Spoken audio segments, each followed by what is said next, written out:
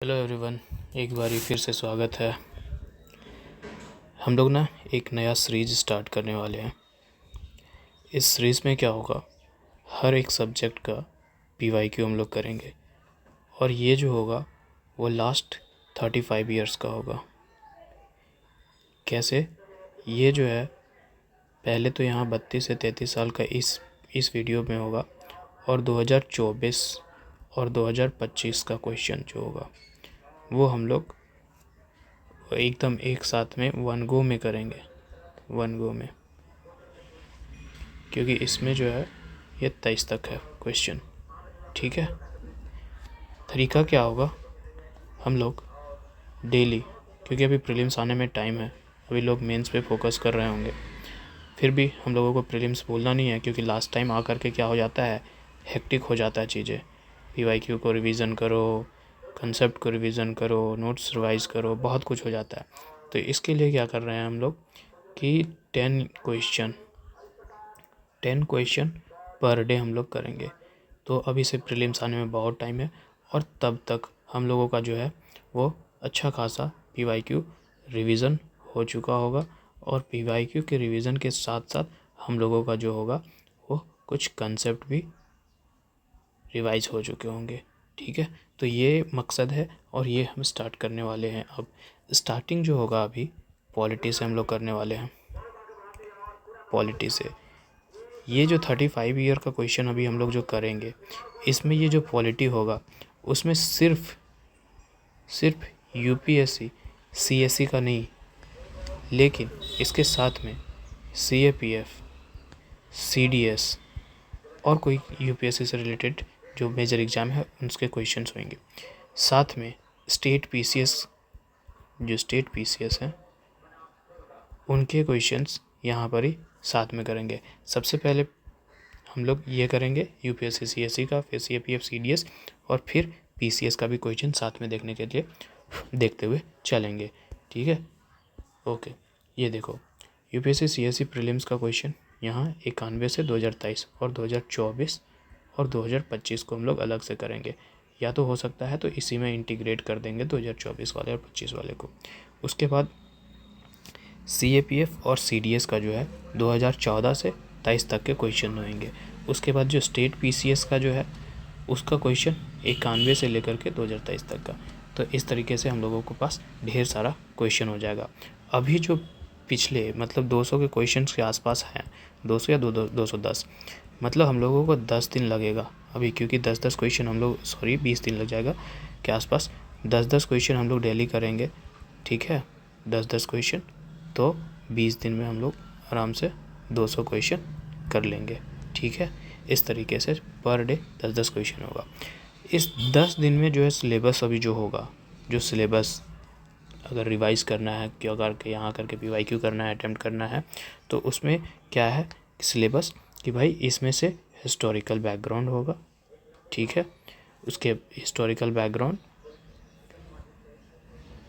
Colonial rule, okay, फिर constituent assembly और constitution के सैलिएंट फीचर्स के बारे में क्वेश्चन होएगा, प्रीएम्बल रिलेटेड क्वेश्चन है, और शेड्यूल और पार्ट ऑफ द कॉन्स्टिट्यूशंस के से रिलेटेड क्वेश्चन होगा, और साथ में यूनियन और उसके टेरिटरी, और साथ में सिटीजनशिप पर ज़्यादा क्वेश्चन है नहीं, तो कुछ क्वेश्चन जो भी आए हुए हैं वो होंगे। ठीक है, इस तरीके से अभी चीज़ें चलेंगी 10 दिन में। हम लोग अभी ये सिलेबस ही सिर्फ 10 दिन चलेगा, अभी 10 से 20 दिन। ठीक है, इसी के आसपास लग जाएगा 10 से 20 दिन 10-10 क्वेश्चन डेली करने के लिए। ठीक है, क्योंकि क्वेश्चन बहुत ज़्यादा है, सब कुछ करना है ना। ठीक है, फ़ायदा क्या होगा समझ में आएगा पीवाईक्यू से, कि कौन सा जो टॉपिक है हम लोगों को एकदम स्ट्रांगली रेडी करना है। और ये भी दिखेगा कोई टॉपिक से रिपीटेशन का जो है, क्वेश्चन रिपीटेशन का टॉपिक से वो बहुत ज़्यादा इंक्रीज़ देखता हुआ मिलेगा, मतलब कि उस टॉपिक से हर एक साल क्वेश्चन आएंगे ही आएंगे। तो उसमें समझ में आ जाएगा कि भाई हमको ये तो छोड़ करके जाना ही नहीं है, कैसे भी किसी भी हर हालत में। वैसे तो छोड़ना कुछ भी नहीं है, फिर भी ज़्यादा फोकस हम लोगों को इस पर करना है। तो बिना ज़्यादा देरी किए हुए हम लोग जो है स्टार्ट करते हैं। ठीक है, पहला क्वेश्चन क्या बोलता है, ध्यान से सुने। पहला क्वेश्चन पूछता है कि इनमें से कौन सा स्टेटमेंट जो है, ठीक है, कौन सा स्टेटमेंट जो है रिफ्लेक्ट करता है चीफ पर्पस, मुख्य उद्देश्य, ठीक है, किस चीज़ का, तो कॉन्स्टिट्यूशन का। कॉन्स्टिट्यूशन का मुख्य उद्देश्य क्या है इस चीज़ में बताओ। ये 2023 में क्वेश्चन पूछा गया है, ठीक है। तो कॉन्स्टिट्यूशन क्या करता है ये बताओ। कॉन्स्टिट्यूशन क्या करता है, क्या ये डिटरमाइन करता है objective for the making of the necessary loss, ये बताता है, या फिर ये इनेबल करता है कि कोई भी पॉलिटिकल ऑफिस को क्रिएट किया जा सके और गवर्नमेंट को बनाया जा सके, क्या ये बताता है कॉन्स्टिट्यूशन। या साथ में ये डिफ़ाइन करता है इट डिफ़ाइन और limit the power of the government, या फिर it secure the social justice, social equality and the social security. तो जब हम लोग स्टार्टिंग में ही कॉन्स्टिट्यूशन जब पढ़ते हैं तो कॉन्स्टिट्यूशन के जब फीचर्स पढ़ेंगे तो वहीं फीचर्स में ही हम लोग कॉन्स्टिट्यूशन में, उसके बाद कॉन्स्टिट्यूशनलिज्म पढ़ेंगे तो उसमें से ही हम लोगों को पता चलता है कि कॉन्स्टिट्यूशन और कॉन्स्टिट्यूशनल गवर्नमेंट का मतलब ही होता है, उसके डेफिनेशन में ही हम लोग लिखते हैं कि उसका मतलब होता है लिमिटेड गवर्नमेंट, ठीक है। ये ज़्यादा बड़ा है क्या, लिमिटेड गवर्नमेंट मतलब कॉन्स्टिट्यूशनल गवर्नमेंट वो है जो लिमिटेड गवर्नमेंट है। तो कॉन्स्टिट्यूशन क्या डिफाइन करता है कि कॉन्स्टिट्यूशन ये बताता है गवर्नमेंट के पावर को बताता है और उसको लिमिट करता है। तो हमारा ऑप्शन जो होगा वो सी हो जाएगा, ठीक है। ओके सर, क्वेश्चन नंबर 2, ये थोड़ा सा, हाँ, क्वेश्चन नंबर 2 ये 2023 में पूछा है, ठीक है, देख रहे हैं 2023 का क्वेश्चन है। क्या पूछता है कि कॉन्स्टिट्यूशन डे को जो है वो ध्यान में रखते हुए बताओ, इसके बारे में बताओ।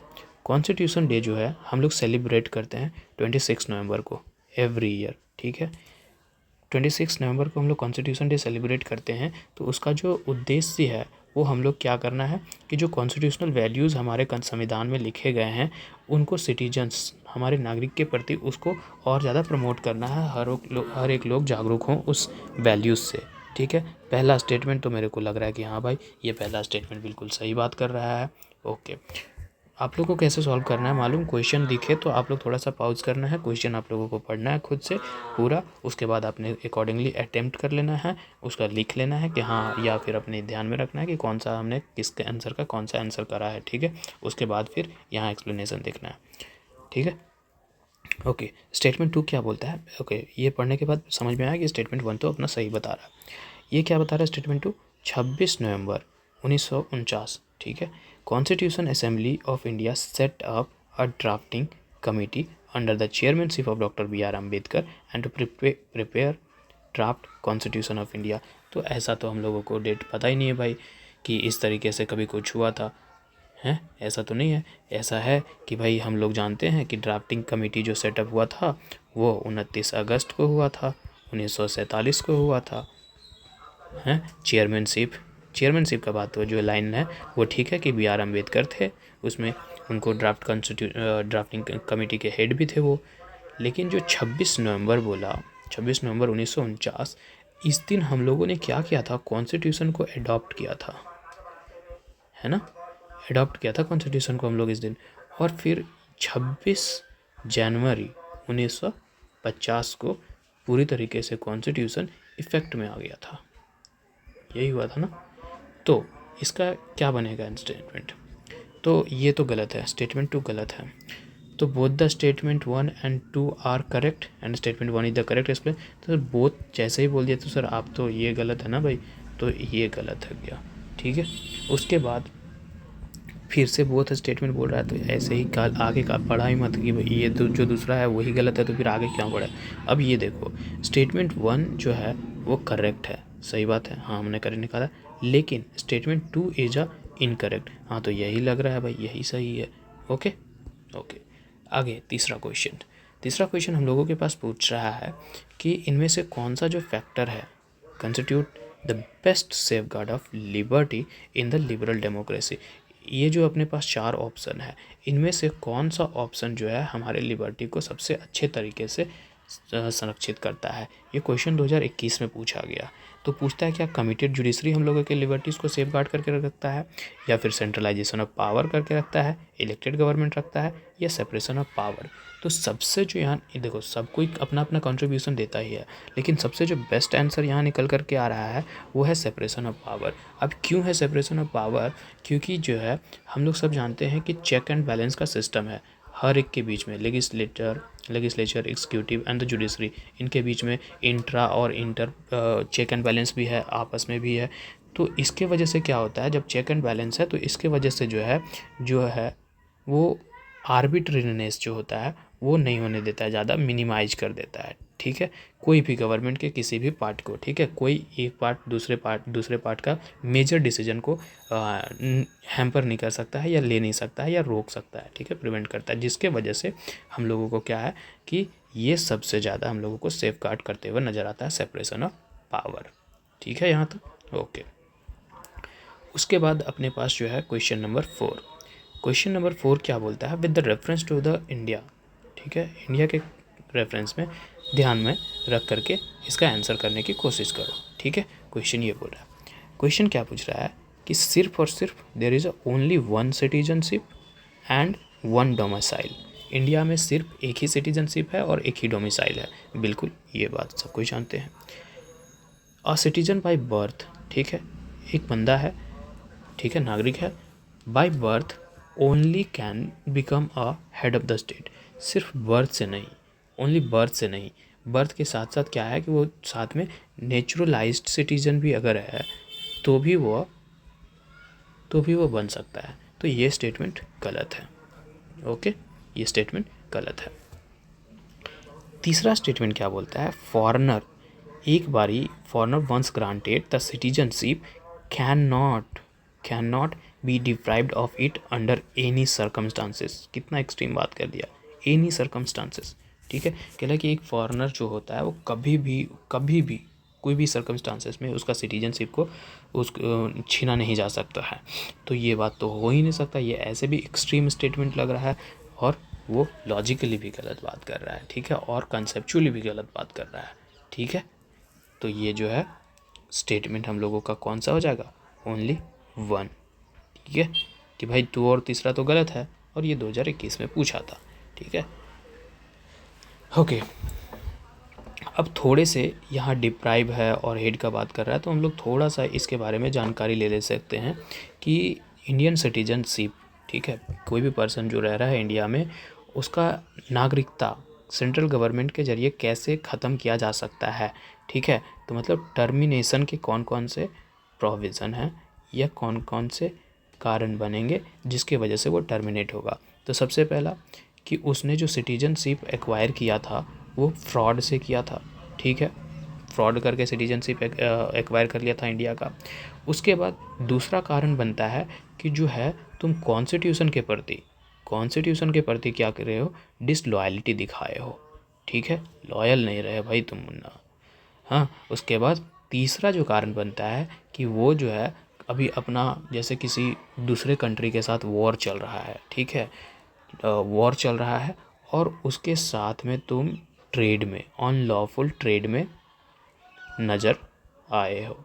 ठीक है, तो इसमें भी तुम्हारा टर्मिनेशन हो सकता है।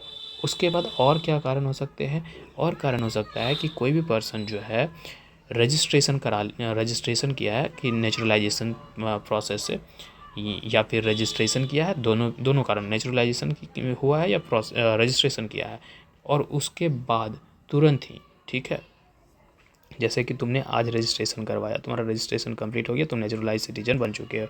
उसके 5 साल के अंदर, 5 ईयर के अंदर अगर तुम 2 ईयर के लिए, 2 साल के लिए इंडिया से बाहर, ठीक है, इंडिया से बाहर कोई भी कंट्री में, एनी कंट्री में अगर जेल में रह गए, ठीक है, इम्प्रिजन्ड हो गए, तो भी तुम्हारा टर्मिनेशन हो सकता है। समझ में आ गया, ओके। और एक कारण बन सकता है कि कोई भी इंसान जो है इंडिया का रेसिडेंट था, पहले रहता था इंडिया में, लेकिन वो लगातार कॉन्टीन्यूसली, ठीक है, कॉन्टीन्यूसली 7 साल से वो कहाँ है, इंडिया से बाहर है। तो ये है टर्मिनेशन के रीजन। अब जो कभी PYQ में पूछे या कभी भी मतलब फर्दर क्वेश्चन में पूछे तो हम लोग इसका ध्यान रखेंगे, ठीक है। नेक्स्ट क्वेश्चन हम लोगों के पास जो है ये पूछ रहा है कि एग्जैक्ट बताओ, एग्जैक्ट कॉन्स्टिट्यूशनल स्टेटस क्या था इंडिया का 26 जनवरी 1950 को। 26 जनवरी 1950 को एग्जैक्ट कॉन्स्टिट्यूशनल स्टेटस, जैसे कि हम लोग प्रियम्बल पढ़ते हैं ना, we the people of India having the solemnly constitute India और sovereign socialist secular democratic republic. लेकिन ये सोशलिस्ट सेकुलर डेमोक्रेटिक रिपब्लिक ये शुरुआती दौर से तो नहीं था, ठीक है। तो वो बताओ कि 26 जनवरी 1950 को क्या था, क्या डेमोक्रेटिक रिपब्लिक था, क्या सॉवरेन और डेमोक्रेटिक रिपब्लिक था, या फिर सॉवरेन सेकुलर डेमोक्रेटिक था, या फिर sovereign socialist secular democratic. SSD और SDR क्या था, या फिर DR ये रिपब्लिक। तो सेकुलर तो ये हम लोगों को ऐसे ही देखने से नज़र नहीं आ रहा है कि भाई ये देखो, तो ये हम लोगों को याद है कि हम लोग ये जो है 42nd कॉन्स्टिट्यूशन अमेंडमेंट 1776 में इसको ऐड किया गया है ना। लेकिन ये दोनों तो यहीं से गलत हो गया फिर, क्योंकि ये तो यहाँ से ऐड हुआ और ये तो था नहीं। तो भाई ऐसे मारते हैं ना, सॉवरेन डेमोक्रेटिक रिपब्लिक ये था हम लोगों का एग्जैक्ट, जिस दिन 26 जनवरी 1950 को हम लोगों का एग्जैक्ट स्टेटस। फिर बाद में 42वें संविधान संशोधन से सोशलिस्ट और सेकुलर को इंसर्ट किया गया प्रियम्बल में। और अब जो है करेंटली में अभी जो है हम लोग कैसे देखते हैं प्रियम्बल को, कि sovereign socialist secular democratic and Republic, ये करंट स्टेटस है अपना, ठीक है भाई, ओके। नेक्स्ट क्वेश्चन की ओर आगे बढ़ते हैं, ठीक है। ये क्वेश्चन बहुत बार रिपीट हुआ है, ठीक है, तो ध्यान से देखना कि कॉन्स्टिट्यूशनल गवर्नमेंट क्या होता है। अभी 2023 वाले में ही हम लोग देखे थे, 23 या 24 वाले में देखे थे ना कि कॉन्स्टिट्यूशनल गवर्नमेंट क्या हो, ठीक है, कॉन्स्टिट्यूशन। अब इसमें भी पूछ दिया कॉन्स्टिट्यूशनल गवर्नमेंट का मतलब क्या समझते हो तुम, मीन्स क्या समझते हो। एक रिप्रेजेंटेटिव गवर्नमेंट जो नेशन को representative government of a nation with a federal structure, मतलब एक गवर्नमेंट हो, एक नेशन हो लेकिन फेडरल स्ट्रक्चर के साथ हो। या फिर government whose head enjoy the nominal power, government का हेड जो है नॉमिनल पावर इंजॉय करता है। या फिर government whose head enjoy the real power, nominal power real power. या फिर a government limited by the terms of the constitution. तो अभी पीछे वाले क्वेश्चन में भी हम लोग यही देखे थे कि कॉन्स्टिट्यूशन या कॉन्स्टिट्यूशनल गवर्नमेंट उसी को कहते हैं जो लिमिटेड गवर्नमेंट होता है, ठीक है। तो ये भी क्या है, कॉन्स्टिट्यूशनल गवर्नमेंट में हम लोग इसको मारेंगे कि government limited by the terms of the constitution, है ना। कि मतलब कॉन्स्टिट्यूशन क्या करता है, गवर्नमेंट को लिमिट ही तो करता है और रेगुलेट भी करता है, ठीक है, अपने पॉलिटिकल पावर को अच्छे से एक्सरसाइज करने के लिए, ठीक है भाई, ओके। नेक्स्ट क्वेश्चन हम लोगों के पास जो है 2020 में पूछा गया है। ये पूछा कि preamble to the constitution of India is, India जो प्रियम्बल अभी हम लोगों के पास है वो प्रियम्बल क्या है। तो क्या है preamble, part of the constitution, संविधान का भाग है लेकिन कोई लीगल इफेक्ट नहीं है, ठीक है। आगे के ऑप्शन पहले देख लेते फिर। कहता है कि प्रियम्बल पार्ट नहीं है कॉन्स्टिट्यूशन का और उसका कोई लीगल इफेक्ट भी नहीं है, और ठीक तो नहीं लग रहा है। Part of the constitution and has the same legal effect as the any other part, same legal effect, no. A part of the constitution but has a no legal effect independently of the other parts, ये ठीक है भाई, ठीक है। क्यों अब देखो क्यों कैसे। कहता है बेरूबारी जो केस था ना, बेरूबारी यूनियन केस 1960, इस केस में बेरूबारी यूनियन केस 1960 में ये कहा गया कि प्रियम्बल जो है वो पार्ट नहीं है कॉन्स्टिट्यूशन का, ठीक है, ये पार्ट नहीं है लेकिन गाइडिंग प्रिंसिपल के तौर पे इस्तेमाल कर सकते हैं, ठीक है। और एक से अधिक मीनिंग वहाँ निकाल करके दे दिया।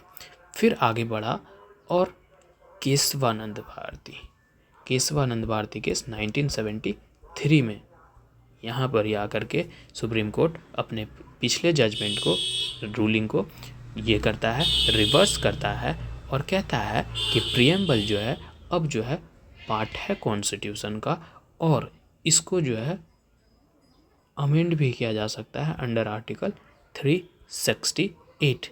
ठीक है, तब से हम लोग ये कहने लगे कि प्रियम्बल जो है पार्ट ऑफ द कॉन्स्टिट्यूशन है। साथ में इसका कोई लीगल इफेक्ट इंडिपेंडेंटली नहीं है। ठीक है, और ना ही कोर्ट में इन्फोर्सेबल है, मतलब इन्फोर्सेबल भी नहीं है और इंडिपेंडेंटली लीगल इफेक्ट नहीं है। ठीक है भाई, ओके। नेक्स्ट क्वेश्चन,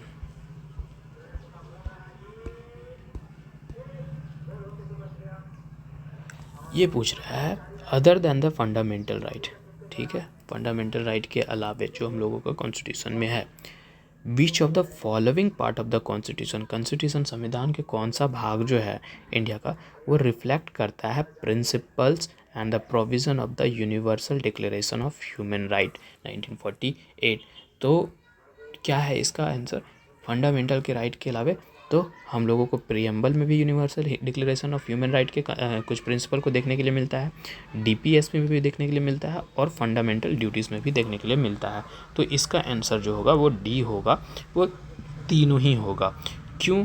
क्योंकि देखो, क्योंकि ये जो यूनिवर्सल ह्यूमन डिक्लेरेशन है ना, यहाँ पर ही इसमें हम लोग देखते हैं इसका जो आर्टिकल है 1 और 2, इसमें ह्यूमन डिग्निटी की बात किया है, इक्वालिटी का बात किया है, ब्रदरहुड का बात किया है। फिर जो है आर्टिकल 13 और 11 से बात किया है, इसमें राइट टू लाइफ का बात किया है और टॉर्चर का बात किया है, इक्वालिटी बिफोर लॉ का बात किया है, फेयर ट्रायल का बात किया है। फिर 12 से 17 के बीच में जो है वो बात क्या करता है, फ्रीडम ऑफ मूवमेंट का बात करता है, नेशनलिटी का बात करता है, मैरी का राइट टू मैरी का बात करता है और राइट टू ओन प्रॉपर्टी का भी बात करता है।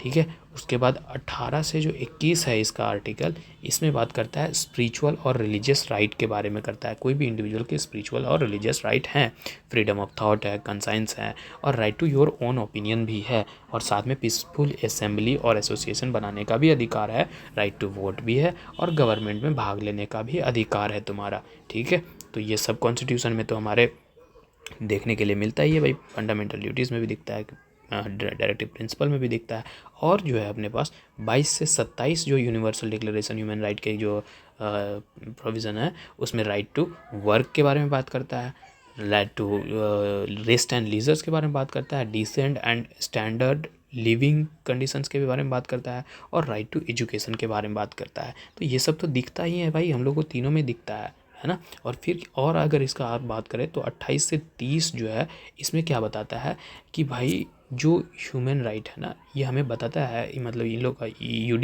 यूडीजीआर का, कि जो है यूनाइटेड नेशन के स्पिरिट को, यूनाइटेड नेशन के कॉन्स्टिट्यूशन के स्पिरिट को वायलेट नहीं कर सकते हैं। ठीक है, तो हम लोगों का भी कॉन्स्टिट्यूशन को तो वायलेट नहीं कर सकते ना, रूल को। ठीक है, तो इस तरीके से अपना ऑप्शन डी कंप्लीट हो गया। ओके ओके, नेक्स्ट क्वेश्चन करते हैं कि इंडिया के कंटेक्स्ट में देखना है इनमें से कौन सा जो कैरेक्टरिस्टिक्स है वो अप्रोप्रिएट है, बहुत सही है, किसके लिए? ब्यूरोक्रेसी के लिए। हम सब जिसका तैयारी कर रहे हैं, तो हम लोग सब जब तैयारी कर रहे हैं तो हम लोग को इतना ही पता होता है कि भाई हम लोगों का जो काम है वो क्या है। हम लोगों का काम तो सिर्फ और सिर्फ क्या है, पॉलिसी इम्प्लीमेंटेशन का काम है। और जो एग्जीक्यूटिव के जो डिसीजंस होंगे, एग्जीक्यूटिव के डिसीजन को हम लोगों को क्या करना होगा, इम्प्लीमेंट करना होगा। अब देखते हैं, an agency for widening the scope of parliamentary democracy ना, agency for strengthening the structure of the federalism,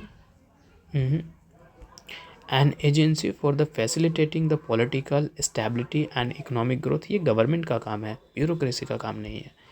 an agency for the implementation of the public policies, तो ये है ना भाई कि गवर्नमेंट एग्जीक्यूटिव ने जो लॉ बनाया, जो कुछ बनाया, उसको इम्प्लीमेंट करने का ही काम तो हम लोग का है। ठीक है, ब्यूरोक्रेसी का। ठीक है भाई,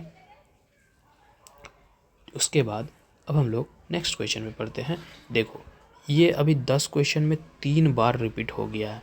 ठीक है, हम लोग 23 से 20 सब में अभी पहुँचे हैं और इन 3 साल में ही 3 बार पूछ दिया है कि बताओ कॉन्स्टिट्यूशनल गवर्नमेंट क्या कहते हैं, कॉन्स्टिट्यूशनल गवर्नमेंट बाय डेफिनेशन क्या होता है।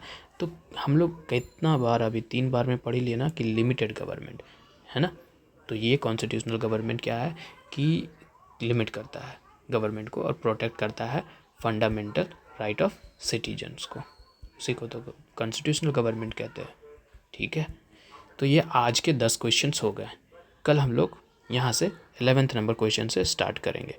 ठीक है, ये डेली होगा। ठीक है, शॉर्ट वीडियो रहेंगे, अच्छे होंगे। हम लोग खाते पीते भी, खाना पीना खा रहे हैं, घूम रहे फिर रहे हैं। ये 10 क्वेश्चन कभी भी देख सकते हैं। लेकिन लास्ट टाइम में आ करके एक साथ हम लोगों को जब बहुत सारा क्वेश्चन करना होता है ना, तो बहुत ज़्यादा हेक्टिक हो जाता है। इसमें से 20-30 मिनट अगर हम लोग डेली निकालेंगे तो वैसे बोलते हैं ना, बूंद बूंद से घड़ा भरता है।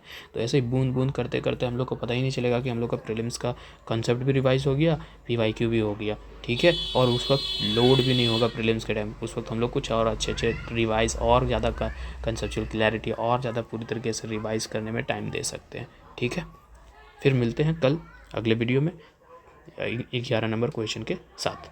ठीक है, फिर बाय।